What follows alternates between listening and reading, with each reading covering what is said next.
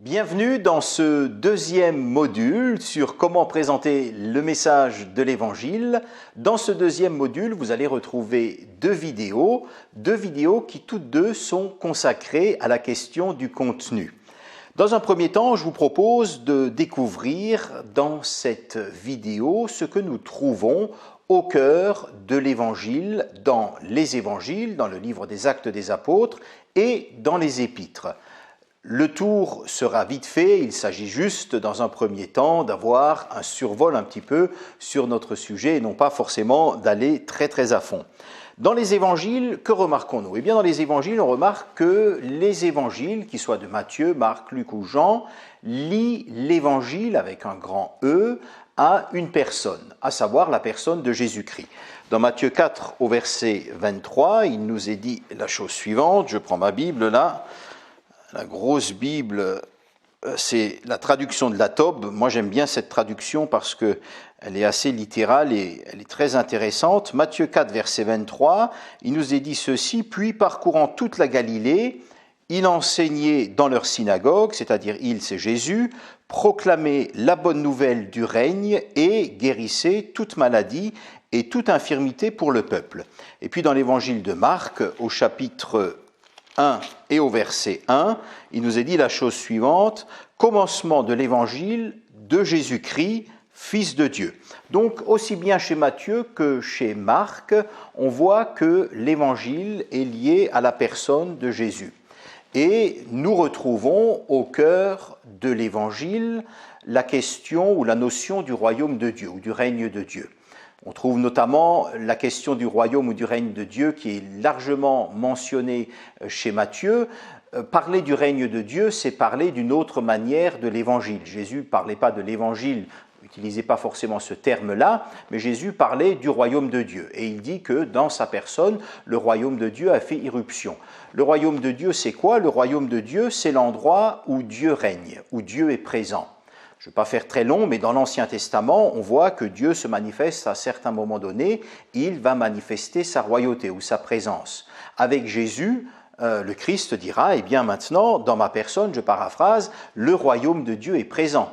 Et ce royaume se voit, il se voit de quelle manière? Il se voit dans le sens que le pardon des péchés est accordé, et comme nous l'avons lu dans Matthieu aussi, 4,23, les signes du royaume vont être présents et vont se manifester. Alors c'est vrai, par rapport à ce que je disais tout à l'heure, il ne fallait pas confondre entre salut et guérison, ça me paraît important, on le voit que Jésus, les deux sont liés. Mais vous allez me dire, ou plutôt je vous ferai remarquer que c'était lié à la personne du Christ, et donc que lui, il pouvait les imbriquer tous les deux facilement parce qu'il était bien au clair, alors que parfois pour nous aujourd'hui, c'est plus compliqué. Et donc mieux vaut scinder les choses ou en tout cas faire attention à comment on va présenter notre évangile. Donc au cœur de l'évangile, dans les évangiles, vous retrouvez cette notion du royaume de Dieu, vous trouvez le pardon des péchés et vous trouvez aussi les signes du royaume qui sont là et qui accompagnent l'annonce de l'évangile. Dans le livre des Actes, que trouvons-nous? Eh bien, dans le livre des Actes, nous trouvons, si vous voulez, ce que j'appelle plusieurs têtes de chapitre, c'est-à-dire plusieurs énoncés. Et nous les retrouvons particulièrement dans la prédication des apôtres. Que ce soit l'apôtre Pierre ou alors l'apôtre Paul, nous retrouvons plusieurs têtes de chapitre. Alors c'est vrai que ces têtes de chapitre diffèrent un petit peu en fonction de la prédication, si elle est adressée à des juifs ou à des païens. Mais grosso modo, j'ai noté les têtes de chapitre suivantes. D'abord, on retrouve dans la présentation de l'évangile ou dans la prédication apostolique, on retrouve le fait que Christ est mort et ressuscité. Donc ça, on le trouve à chaque fois. Ensuite, on trouve aussi que les prophéties sont accomplies. Jésus est de la descendance de David et il est à la droite de Dieu, où il siège désormais, où il a toute autorité. Nous retrouvons également le fait qu'il reviendra comme juge et, dernier élément qui est parfois invoqué par les apôtres, c'est le fait que l'action de l'Esprit dans l'Église est le signe de sa présence. Souvent, vous retrouvez en effet dans le livre des Actes des Apôtres, comme vous le voyez, comme vous l'entendez. Autrement dit, l'Esprit de Dieu agissait, des personnes se convertissaient, il y avait des miracles, il y avait des signes, et c'était la preuve que Jésus était vivant et que Dieu agissait dans son Église. Donc plusieurs têtes de chapitre. Dans ces têtes de chapitre, il y a des choses qui sont propres à la prédication aux Juifs, notamment le fait que les prophéties soient accomplies, notamment le fait que Jésus est de la descendance de David. Tout ça, ce sont des arguments qui ne touchaient pas, qui n'interpellaient pas les païens. Et aujourd'hui, d'ailleurs, si vous utilisez ces arguments, ça ne va pas non plus toucher les gens, puisque, sauf si vous vous adressez peut-être à un public juif. Mais c'était quand même des têtes de chapitre qui étaient là, et fait très étonnant, il est souvent question du retour de Jésus, qui reviendra, et qu'il reviendra cette fois-ci comme juge. Donc ça faisait partie de l'annonce primitive, en tout cas, de l'Évangile. Et puis il y a aussi deux éléments que vous retrouvez tout au long du livre des Actes des Apôtres, et qui sont aussi bien présents dans la présentation de l'Évangile aux Juifs, que lorsque l'Évangile est présenté aux païens. Et ces deux éléments, je suis sûr que vous y pensez, et peut-être même que vous vous êtes posé la question, tiens, pourquoi ne l'a-t-il pas, ou ne les a-t-il pas encore mentionnés? Ce sont l'appel à la repentance et à la foi, qui est une constante. Vous avez le cas de Acte 2, 38, que vous connaissez bien. Je reprends la Bible, Acte 2, 38, où il nous est dit ceci.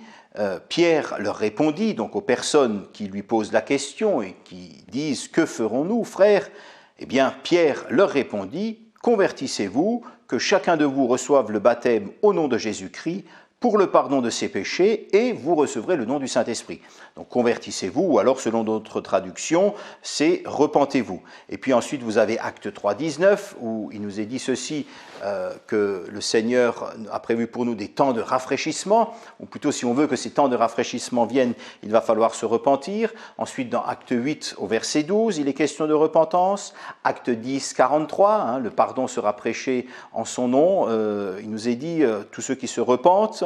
Vous avez Acte 11 verset 21, Acte 13, 38, Acte 17, 30, la prédication de l'apôtre Paul à l'Aréopage, lorsqu'il dira, voilà, Dieu maintenant ordonne à tous les hommes, en tout lieu, qu'ils doivent se repentir. Donc c'est une constante qu'on retrouve, l'appel à la repentance et à la foi aussi, on retrouve ça aussi bien pour les Juifs que pour les païens. Toujours se repentir de ses péchés et croire dans le Christ. Donc toutes ces références, vous en faites pas, elles apparaissent normalement sur votre écran, ça vous permettra de prendre des notes. Un mot maintenant pour terminer cette partie-là, dans les épîtres. Que nous disent les épîtres à propos de l'Évangile? Alors dans les épîtres, on trouve plusieurs notions qui vont être abordées, qui sont mentionnées. Mais la grande notion qui est présente dans toutes les épîtres, notamment sous la plume de l'apôtre Paul, mais on retrouve ça aussi sous la plume de l'apôtre Pierre, c'est la notion de substitution. Et la substitution, c'est quoi? C'est quelque chose qui est bien connu en théologie et que les évangéliques ont bien intégré. Et d'ailleurs, c'est une des particularités du mouvement évangélique. Et avant aussi, et parfois du mouvement protestant, c'est le fait que quelqu'un meurt à ma place. L'être humain, normalement, à cause de ses péchés, doit mourir. Alors Dieu avait le choix, soit c'est nous qui mourrons pour nos propres péchés, et dans ce cas-là, personne ne sera racheté, sauvé, puisque nous ne pouvons pas payer pour nos propres fautes, nous n'avons pas cette possibilité, soit quelqu'un d'autre meurt à notre place. Dans l'Ancien Testament, c'était tout le système sacrificiel de l'Ancien Testament qui était mis en place avec des animaux, avec des offrandes végétales aussi parfois qui devaient être offertes, et donc tout ça c'était offert à Dieu, et à partir de ce moment-là, Dieu pardonnait le péché. La difficulté, c'est que c'était fastidieux. Chaque fois qu'une faute était commise, il fallait à nouveau des sacrifices. Et une fois par an, il fallait le grand sacrifice du Yom Kippour, qui était le grand jour pour les Juifs, qui était le jour le plus important de l'année, à tel point que les Juifs l'appelaient, non pas le Yom Kippour, mais qu'ils l'appelaient le jour, c'est-à-dire le jour où effectivement le grand prêtre rentrait dans le lieu très saint, et là, sur le couvercle de l'Arche de l'Alliance, il faisait l'expiation pour les péchés de tout le peuple. C'est-à-dire que d'abord il posait sa main sur un animal, ensuite on égorgeait l'animal, le sang était recueilli, et puis le sang était posé sur ce couvercle-là, et puis sur l'autel aussi parfois à certains endroits, notamment au corne de l'autel, et à partir de ce moment-là, Dieu accordait son pardon parce que le sang d'une bête avait été versé et que le transfert de toutes les fautes du peuple s'était effectué sur cet animal. Maintenant, avec la personne de Jésus, il est l'agneau de Dieu. Il est celui qui ôte le péché du monde, dira Jean-Baptiste, et il est celui qui meurt pour nos transgressions, qui meurt pour nos fautes. Autrement dit, il nous remplace. Ce n'est pas nous qui avons besoin de mourir puisque nous ne pouvons pas payer pour nos propres fautes. Et si nous le pouvions, eh bien nous serions décédés, ce serait terminé, donc ça ne va pas. Et donc c'est lui qui vient et qui meurt à notre place. D'où cette expression que nous utilisons souvent à partir du moment où nous avons compris cela et que nous, dans notre présentation de l'Évangile, à savoir, nous allons dire à quelqu'un, eh bien le Christ est mort pour tes fautes, il est mort pour tes péchés. Autrement dit, il y a cette notion de substitution. Ça, c'est quelque chose qu'on retrouve beaucoup dans les épîtres, et c'est normal. Pourquoi ? Parce que le livre des Actes des Apôtres nous montre un petit peu ce qu'ils ont enseigné, ce qu'ils ont fait, ce qu'ils ont prêché, autrement dit les actes qu'ils ont accomplis, au travers de la puissance de l'Esprit Saint qui agissait en eux, et les épîtres nous expliquent ou explicitent le sens de la mort de Jésus dont il est question dans les évangiles et que les apôtres ont prêché dans le livre des Actes des Apôtres. Vous trouvez cela dans 1 Corinthiens 15 par exemple. Je vais vous lire ce texte quand même parce que 1 Corinthiens 15, parfois les gens me disent mais c'est quoi le christianisme ?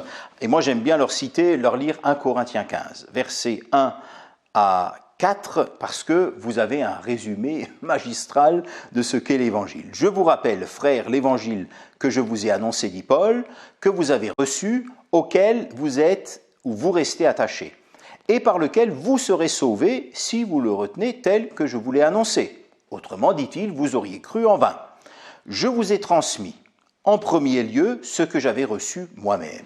Christ est mort pour nos péchés. Autrement dit, la notion de substitution qui va être amplement et largement développée par l'apôtre Paul et qui se trouve vraiment au cœur du message de l'Évangile, voire même au cœur du Nouveau Testament et même plus large que ça, tout au long de la Bible. C'est l'essentiel du message chrétien.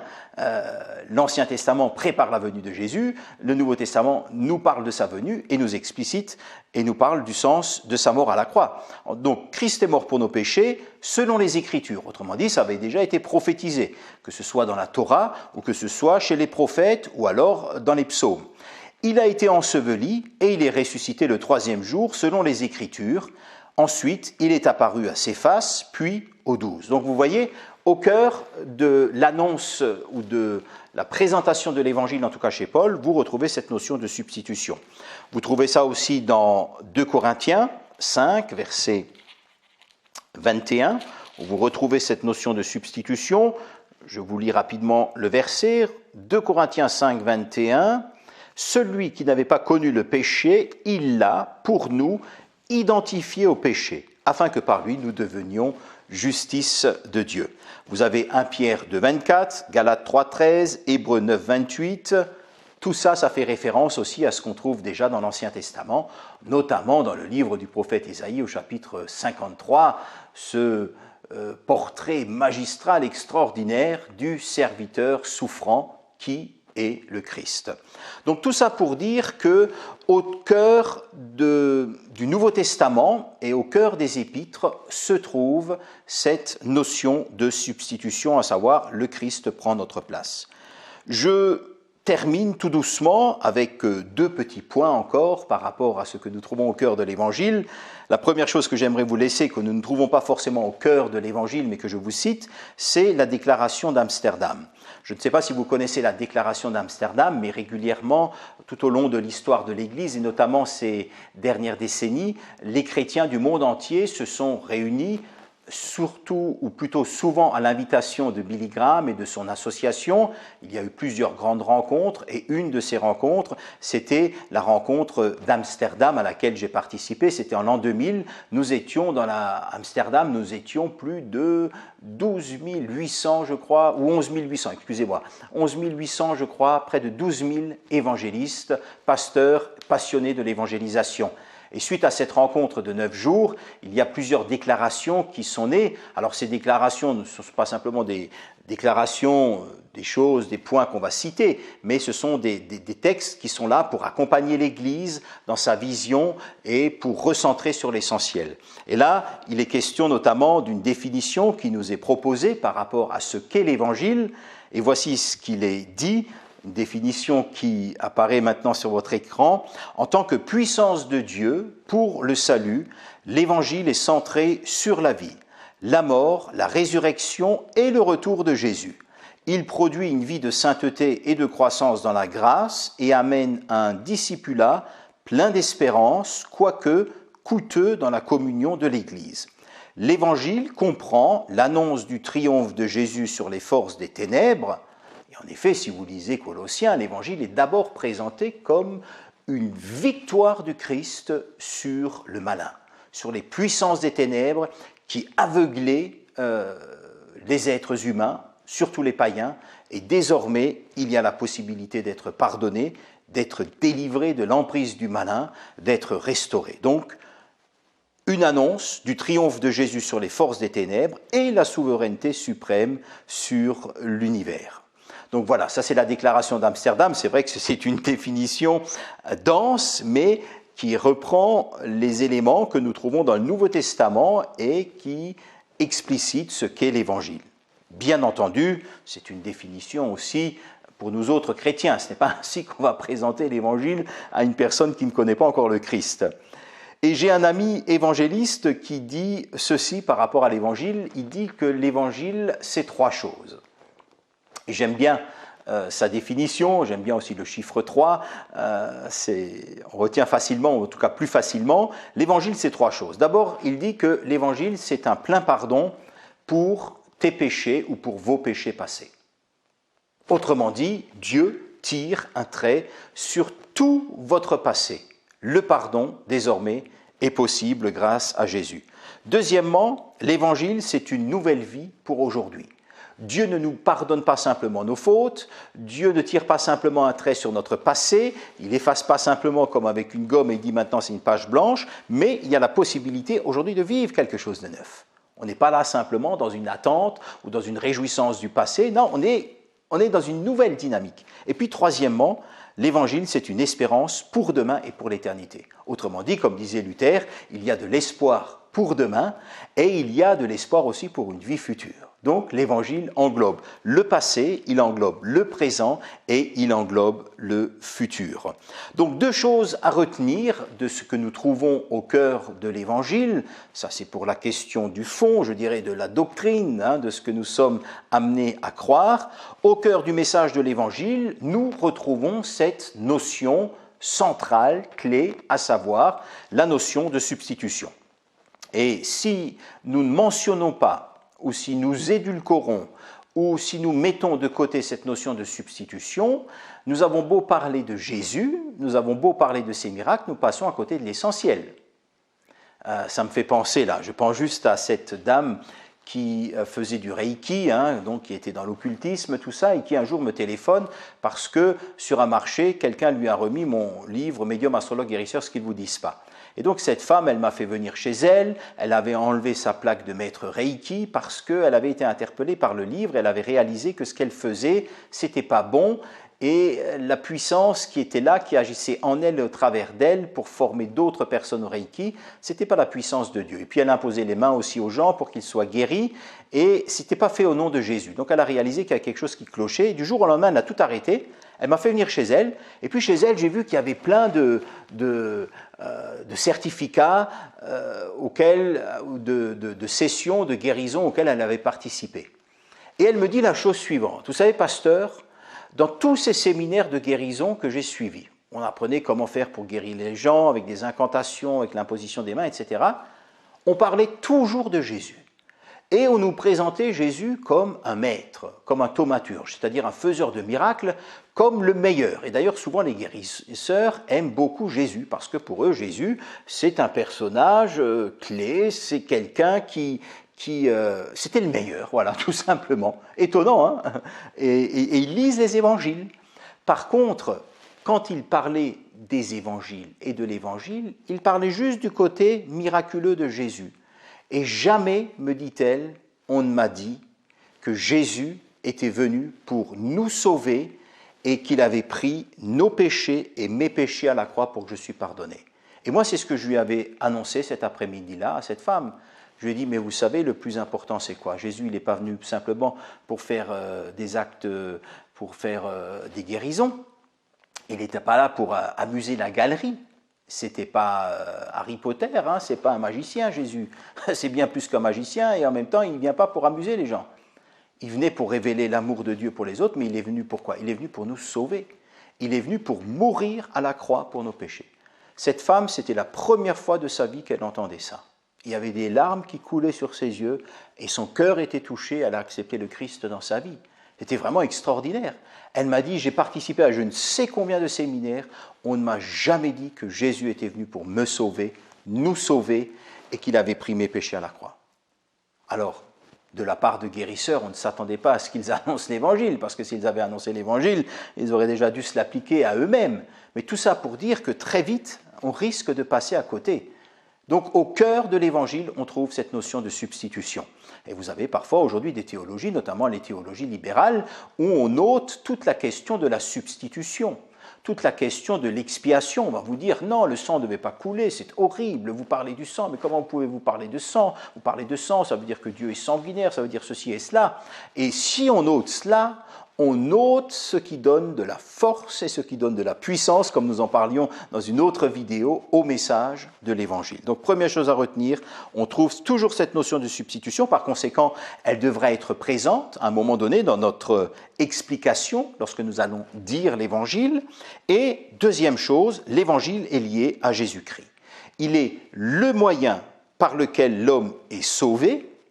Donc, nous sommes sauvés par Jésus, et Jésus est ce moyen par lequel nous sommes sauvés et réconciliés avec Dieu, et il est le moyen aussi par lequel nous accédons à Dieu. C'est pour ça que Jésus dira « Je suis le chemin, je suis la vérité, je suis la vie.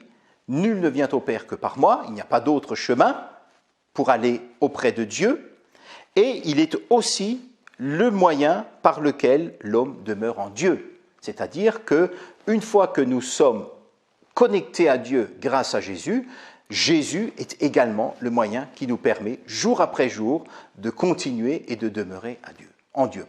Donc tout ça, c'est l'Évangile. Voilà un petit peu ce que nous trouvons de l'Évangile dans les Évangiles, dans le livre des Actes des Apôtres et aussi dans les Épîtres. Bien sûr, le tout est résumé ici brièvement. Alors maintenant, quelles sont les choses essentielles à dire lorsque nous présentons l'Évangile? C'est ce que nous allons découvrir, ou ce que je vous propose plutôt de découvrir dans la prochaine vidéo.